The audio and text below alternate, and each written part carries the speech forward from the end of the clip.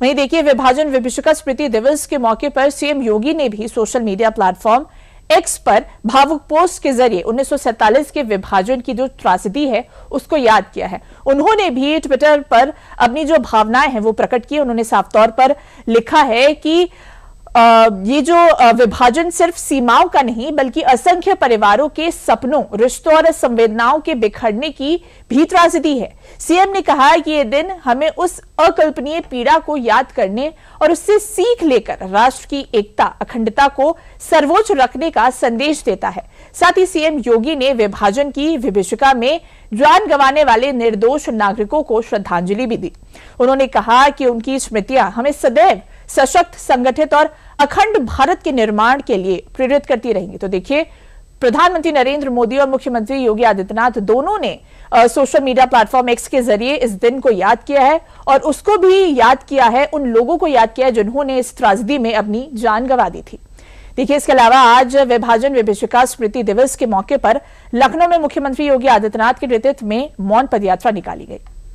GPO स्थित सरदार वल्लभ भाई पटेल की प्रतिमा से लोक भवन तक निकाली गई इस पदयात्रा के जरिए 1947 के विभाजन में जान गंवाने वाले और विस्थापन की पीड़ा झेलने वाले लोगों को श्रद्धांजलि दी गई। पदयात्रा में जनप्रतिनिधियों के साथ पंजाबी, सिख, सिंधी और बंगाली समाज के प्रतिनिधि भी शामिल थे, क्योंकि देखिए, विभाजन में बंगाल और पंजाबी ऐसे बड़े राज्य थे जिससे लोग विभाजित हुए थे। वहीं पदयात्रा के बाद लोक भवन प्रेक्षागृह में स्मृति कार्यक्रम का आयोजन भी किया गया, जहां प्रदर्शनी, लाइव पेंटिंग और लघु फिल्म के जरिए विभाजन की पीड़ा, संघर्ष और विस्थापन की घटनाओं को सामने रखा गया। वहीं कार्यक्रम में डिप्टी सीएम ब्रजेश पाठक समेत कई जनप्रतिनिधि और बीजेपी के प्रदेश एवं महानगर पदाधिकारी भी कार्यक्रम में शामिल हुए। आप तस्वीरों में देख भी सकते हैं किस तरह से इस मौन यात्रा को निकाला गया है। दरअसल देश की आजादी के साथ मिला था विभाजन का दर्द। आजादी के कुछ घंटों पहले देश ने क्या क्या दर्द झेले थे, आज के दिन हम उसी पीड़ा को याद करते हैं। मोदी सरकार ने हर साल 14 अगस्त को विभाजन स्मृति दिवस मनाने का फैसला क्यों लिया, इसको भी चलिए जान लेते हैं। तो देखिए, स्वतंत्रता दिवस के एक दिन पहले आखिर हम क्यों मनाते हैं विभाजन विभीषिका दिवस, चलिए जानते हैं। 14 अगस्त हमें आजादी से पहले की विभाजन त्रासदी को याद दिलाता, ये भी याद दिलाता कि किस तरह लोगों ने जान गंवाई थी। 1947 के विभाजन में लाखों लोगों ने अपने घर को छोड़ दिया था, बंटवारा हुआ था, जहां पर कई लोगों ने अपने घर को खो दिया और जान भी खो दी। विभाजन के दौरान बड़े पैमाने पर विस्थापन और सांप्रदायिक हिंसा भी देखने को मिली थी। इस त्रासदी में परिवार बिछड़े और लोगों की संपत्ति छीनी गई थी। इसी के साथ विभाजन की पीड़ा ने लाखों लोगों की जिंदगी हमेशा हमेशा के लिए बदल दी। कई जो घर थे वो रिफ्यूजी कैंप्स में भी रहे थे और बेहद दुख बड़ा वो क्षण था। आने वाली पीढ़ियों को विभाजन की त्रासदी याद दिलाना भी बेहद जरूरी है और इसीलिए इस दिन को हर साल मनाया जाता है। मोदी सरकार ने 2021 में विभाजन स्मृति दिवस मनाने का फैसला किया था और इसका उद्देश्य भी यही था कि इस दिवस के जरिए पीड़ितों की पीड़ा और संघर्ष को याद किया जाए और युवाओं को बताया जाए कि आजादी से पहले किस तरह से लोगों ने दुख झेला है।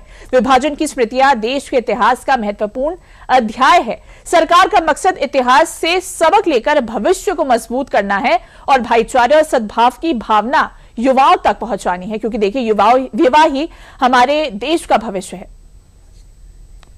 तो इस खबर पर अधिक जानकारी देने के लिए हमारे साथ हमारे संवाददाता विकास सिंह जुड़ चुके हैं। विकास जी, देखिए, स्वतंत्रता दिवस से पहले आज का दिन बेहद ही दुखद है और इसको ध्यान में रखते हुए आज लखनऊ में भी मौन पदयात्रा निकाली गई मुख्यमंत्री योगी आदित्यनाथ की अगुवाई में। क्या कुछ अपडेट?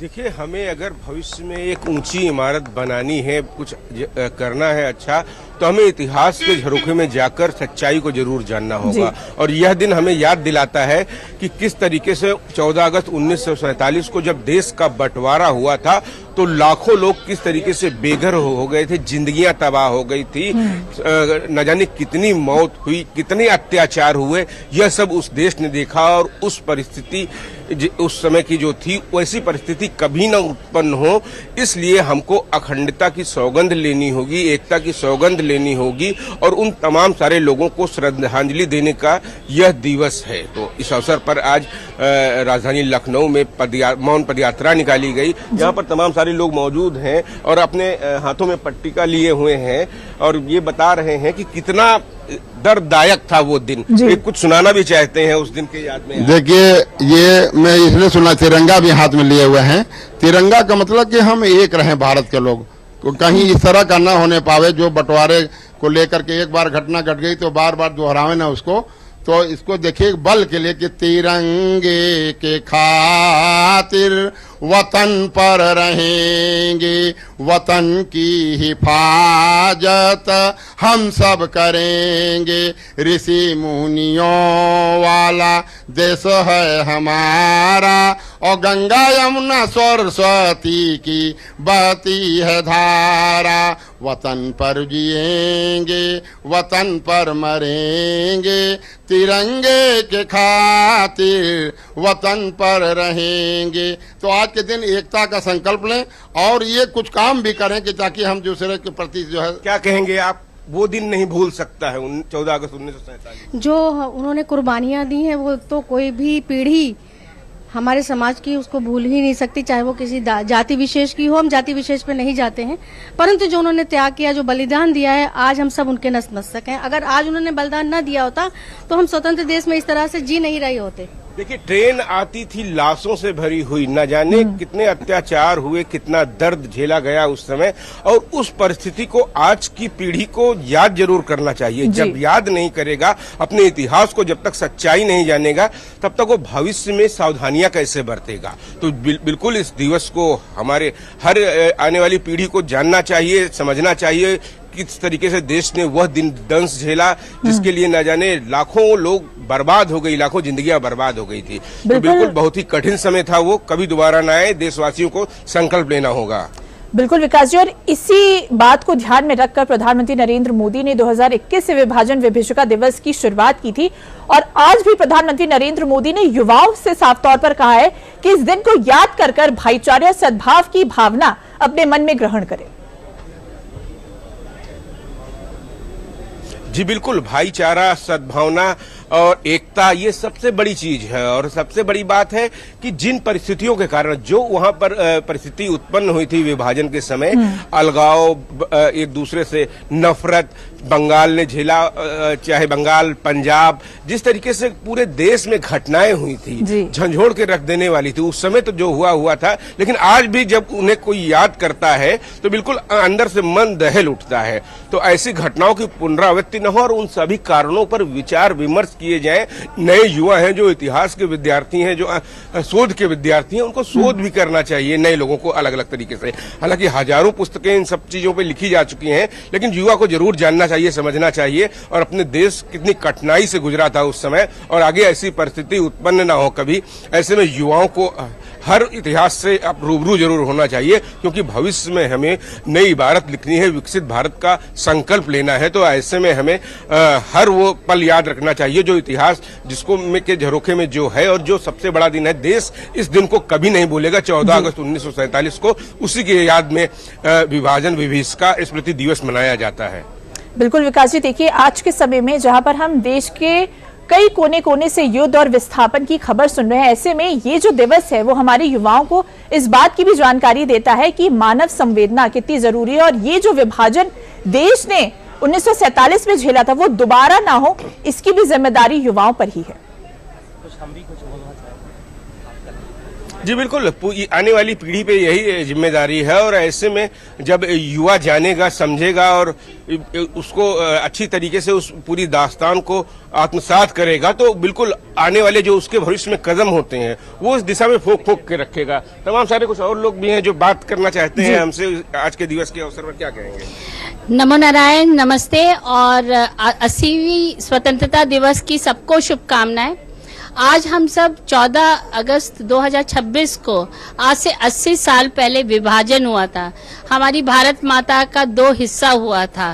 तो उसका बहुत बहुत हमें दुख है और आज भी वो घाव हरा है, क्योंकि जो हिस्सा अलग होके गया है वो आज भी हमारी पीड़ा का कारण बना हुआ है।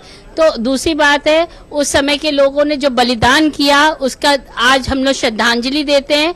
और जो युवा है जो डिजिटल पर जुड़ी हुई है उसको इस भारत का धरोहर समझना चाहिए कि ये भारत इतनी आसानी से नहीं मिला है, करोड़ों की खून पसीने और बलिदान से मिला है। तो ये दिवस आज हम लोग मौनता से किए ताकि दर्द महसूस किया जाए, युवा पीढ़ी समझे कि ये कैसे हमको आज़ादी मिली है और अखंडता में विश्वास करे। विभिन्नता होती है पर उसको सकारात्मक रूप से आगे लाइए और एक रहिए। एक है तो हम सशक्त हैं और भारत का परचम लहराएगा। हाँ, मैं आज ये आज़ादी के बाद से, जैसा कि अभी मैडम ने कहा कि हम 80वां स्वतंत्रता दिवस मना रहे हैं, ये निसंदेह हम लोगों के लिए बहुत गर्व की बात है।